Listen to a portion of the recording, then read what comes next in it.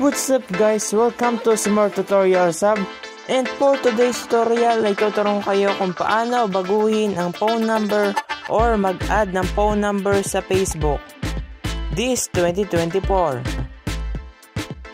Pero bago tayo magsimula ay please like, share, and subscribe. Una po natin gawin ay buksan ang Facebook app. Sa Facebook app ay pindutin ang 3-line icon.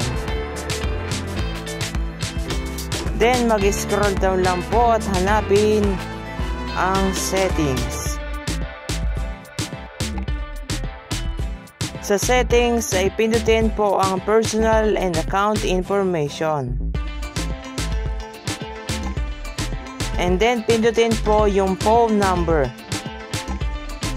And then pindutin po yung add phone number para makapag-add ng phone number.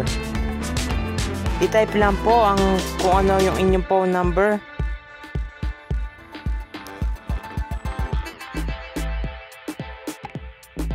And then click continue.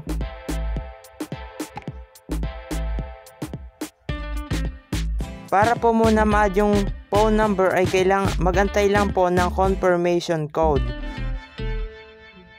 na ite-text ng 3404.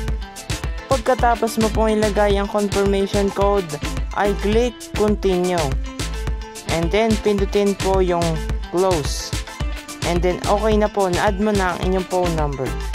Diba? Madali lang. Thank you for watching. Kung nakatulong sa iyo ang tutorial na ito, please like, share, and subscribe.